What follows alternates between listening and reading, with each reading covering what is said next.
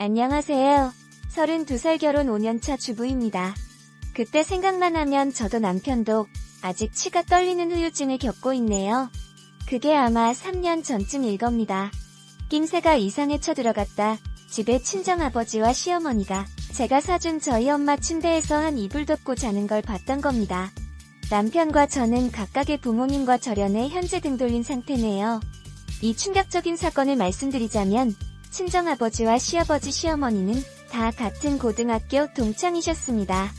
원래 시아버지 친정아버지는 시어머니를 두고 사랑이 쟁탈전을 벌이셨나이까 시아버지가 결국 시어머니 마음을 차지해 결혼하셨다고 합니다. 저희 아버지는 실연의 아픔을 삼키던 중 저희 엄마와 선자리에서 만나 결혼해 저를 태어났어요. 친정아버지가 사랑 싸움에서 밀렸지만 그래도 고등학교 동창들이라 다 같이 잘 지냈다고 하네요. 저도 어렸을 적 아빠 친구들이라고 알고 있었고 다 같이 가족 여행이나 캠프 서로의 집에서 자는 날도 많았습니다. 집도 멀지 않은 곳에 살아서 먼 친척보다 더 자주 만났던 사이였답니다. 저는 이러한 환경에서 남편과 같이 자라오다 애정이 생겨 남녀로서 사귀게 되었어요. 결혼까지 한다 했을 때 어릴 적 서로 잘 키워서 사돈 맺자 했던 빈날 이루어지자 양가 부모님께서 쌍수 들고 환영하며 축하해 주셨습니다. 그런데 결혼 준비할 때쯤 청천벽력 같은 소리를 듣게 되었습니다. 다름 아닌 시아버지가 대장암 말기라고 하셨습니다. 암투병을 하시다가 저희 신혼여행 다녀와 몇 달 안 되어서 결국 운명하셨습니다.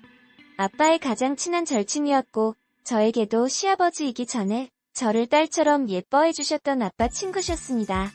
저희 가족은 장례식 이후에도 한동안 슬픔에서 못 태어나왔네요. 저는 그러다 아이를 갖게 되었습니다. 아이 소식은 시어머니께서 가장 좋아하셨어요.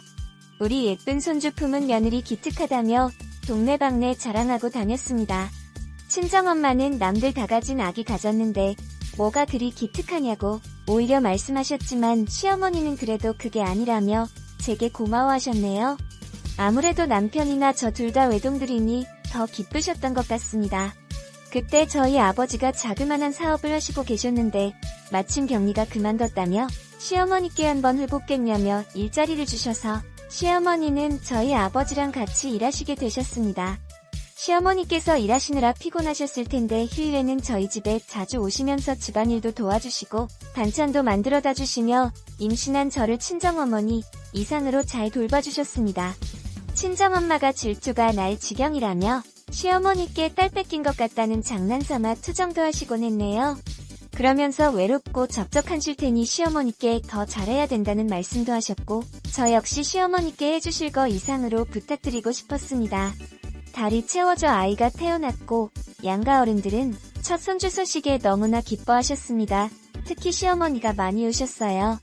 우리 첫 손주 보지도 못하고 간 시아버지가 안쓰럽다며 우셨습니다. 친정아버지가 그런 시어머니를 많이 위로해 주시더라고요. 친정아버지하고도 다 막역한 친구 사이셨으니 그 맘 더 잘해야 되셨을 거라 생각했습니다. 적어도 그때는 그랬어요. 애 낳고 조리원 대신 저는 친정엄마의 산후조리를 받게 되었습니다. 원래 조리원 들어가려고 했는데 시어머니와 친정아버지는 비싼 조리원보다는 친정어머니 조리가 으뜸이라면서 조리원 비용을 친정엄마한테 드리고 제 산후조리를 친정엄마께 마치라더군요. 그러나 친정엄마는 산후조리를 비용도 됐다 하시고 그냥 너네 쓰라 하시며 저희 집에 계시면서 밤낮으로 저희 아이를 봐주셨고 집안일도 도왔습니다. 그러는 동안 막상 시어머니와 친정아버지는 저희 집을 콧배기도 안 비치시더라고요. 원래 휴일에는 시어머니가 오셔서 아기 좀 봐주시고 하셨거든요. 이럴 줄 알았으면 산후도우미라도 썼을 텐데 시어머니는 친정아버지와 같이 감기에 걸렸다며 미안하다고 너무 서운해 말라더군요. 친정엄마는 저를 다독이며 괜히 감기 걸렸는데 왔다가 아이 잘못되면 어쩔까 싶어 걱정스러우신 거야. 네가 이해해 알았지? 하는데 괜히 절친엄마만 고생시키는 것 같아 조리원 갈 거 계속 후회했습니다. 친정어머니께서는 일이 힘들어서 그러신지 수척해주셨네요. 저희 집안일이나 아기 돌보는 것도 전부 더 열심히 하시고 식사도 먹는 둥 마는 둥 하시는데도 저희 집안일이나 아기 돌보는 것은 전보다 더 열심히 하셨어요. 몸을 일부러 힘들게 하려는 것 마냥 잠시도 쉴 틈 없이 계속 일을 만들어 가시면 사셨습니다. 시간이 흘러 산후조리가 되어 어느 정도 몸이 회복되었을 때 저희 엄마는 제 눈치를 보시며 나 그냥 네 집에서 애 봐주면서 같이 살면 김서방이 많이 불편할까? 하며 조심스럽게 말씀하시더군요. 처음을 그게 무슨 소리냐며 그럼 아빠도 혼자 어떡하냐며 웃으며 말씀드렸더니 친정엄마 표정이 사뭇 진지하니더라고요. 저는 혹시나 싶어 조심스럽게 엄마한테 물어봤습니다. 엄마 혹시 아빠랑 문제 있는 거 아니지? 라고 하니 친정어머니는 잠시 머뭇거리다가 이내 그런 거 아니라고 그냥 손주랑 정들어서 집에 가기 싫은 것뿐이다라며 말씀하시더라고요. 말은 그렇게 했지만 어두워진 엄마 얼굴에 마음이 쓰여 남편 퇴근 후 아이를 맡기고 친정엄마랑 드라이브라도 가기로 했습니다. 그런데 차에 타 동네를 막 빠져나가려 했을 때 첫 믿을 수 없는 광경을 보고 말았습니다. 친정아빠와 시어머니가 하호하며 팔짱을 끼고 거리를 지나가는 게 아니겠어요. 물론 두 분이 고등학교 친구시 막역한 사이라는 건 알지만 그래도 팔짱까지 끼고 다니는 것 좀 아니잖아요. 다행히 저희 친정엄마는 피곤하셨는지 차에 타자마자 잠이 드셨더라고요. 기분이 이상해져서 전 차에서 내려 아빠한테 전화를 했습니다. 아빠 지금 어디예요? 혹시 시어머니랑도 같이 계세요? 라고 하니 친정아버지가 당하게 하시다가 네 어머니는 벌써 퇴근하셨지 난 회사 일이 많아 아직도 못 끝냈다.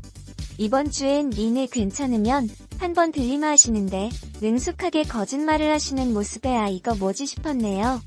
차라리 솔직하게 말씀하셨다면 의심을 안 했을지도 몰라요. 요새 엄마 얼굴이 어두운 게 이것 때문이었나 싶었어요. 그날 밤 돌아와서 자 한 점도 못했네요. 불안한 예감이 온몸을 타고 흘렀습니다. 저는 확실한 증거를 찾기 위해 밤을 몰래 나가 저희 친정집을 갔습니다.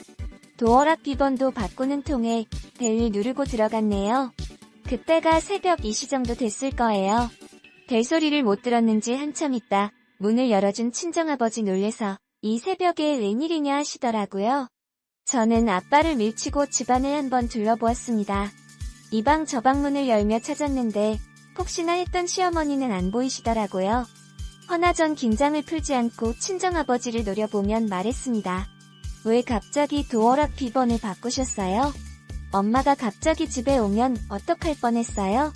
그러자 아빠는 말을 더듬거리며 얼마 좀 비번이 털려도 도둑을 맞았어. 그래서 바꿨는데 미처 얘기를 못했네라고 하시는데 임의의 신에 늪게 차버린 제게는 너무나도 수상쩍었습니다. 심증은 가나 물증이 없는 와중이 마침 핸드폰이 슈퍼 팔걸이 얹어있더군요. 전 몰래 그 핸드폰을 슬쩍 하고 차에 탔습니다. 생전 안 잠겼던 폰이 잠겨있더라고요.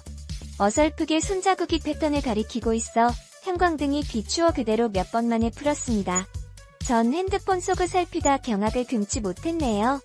갤러리에는 친정엄마가 제 산후조리하는 동안 시어머니와 친정아버지 둘이 얼마나 놀러 다녔는지 사진이 도배가 되어 있었고 카톡에는 사랑해 자기야 보고 싶어 이혼하고 당신이랑 살고 싶다라는 패신의 글귀들이 널려 있었습니다. 순간 기가 막힘이라니 나이 처먹고 할 일이 없어 멀쩡한 친정엄을 두고 지금 둘이 바람이 났다. 이거 아닙니까? 저는 믿고 싶지 않은 현실에 비명을 지르며 몸이 부들부들한 떨린 상태로 한참을 울었습니다. 혹시나 엄마가 미리 알았나 싶더라고요. 친정엄마가 왜 스스로의 몸에 고되게 만들었고 현실을 외면하려 집에 돌아가지 않으려 했는지 알 것 같았습니다. 그저 저를 위해 알아도 모른 척 했을 뿐 제가 집으로 들어가자 친정엄마가 깨어나 어디 갔다 왔어? 아기 깨서 우유 먹였는데 엄마 없음 어쩔 뻔했니?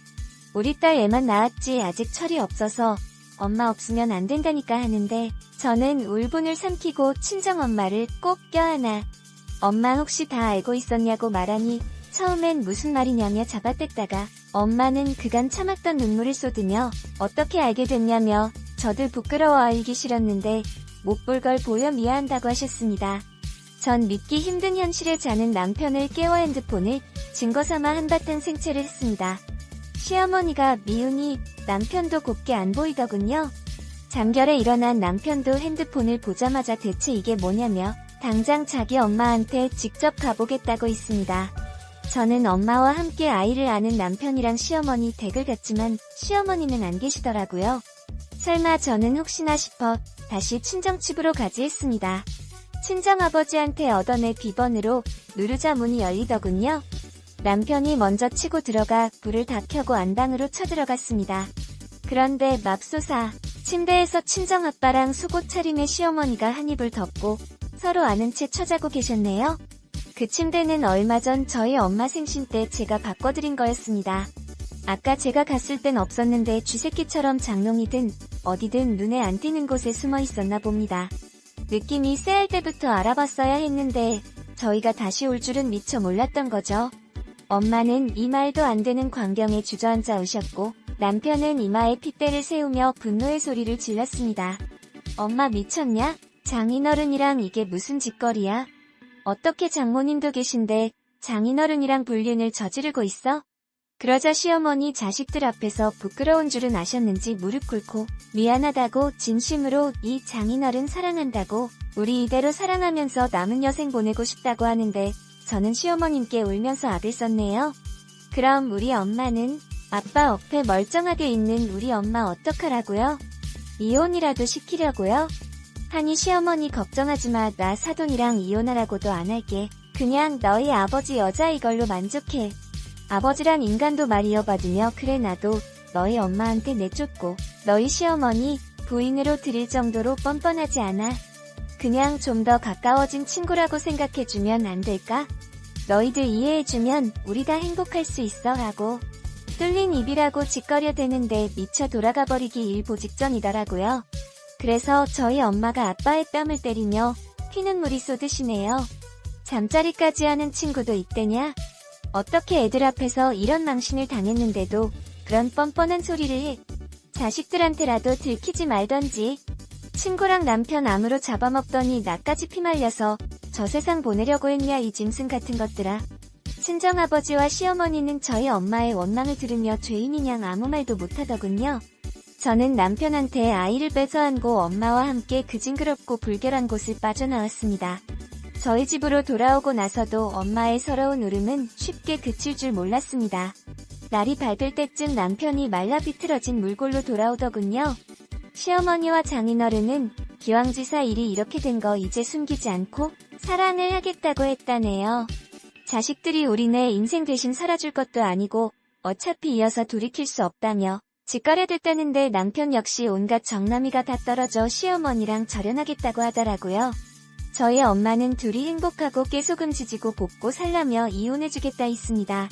결국 저희 친정엄마 아빠는 시어머니 때문에 이혼하게 되었고 위자료는 살고 있는 집이랑 땅 건물까지 회사를 제외하곤 최대한 받아 챙겨 있네요. 저희는 그 돈을 보태 넓은 평소에 집으로 이사가 친정엄마 모시면 남부럽지 않게 살고 있습니다.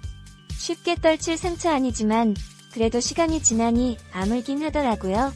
그쪽의 소식은 신경 안 써 모르지만 인과응보라고 그들이 치른 불륜의 대가는 어떤 식으로든지 치르지 않을까요? 조강지처와 자식들 가슴에 대못 받고 진정 그들이 행복할 수 있냐는 말에 전 결코 아니라고 단언할 수 있습니다. 어쨌건 남의 눈에 눈물 흘리게 하면 자기 눈에는 피눈물 흘린다는 건 인생 불변의 진리이니까요.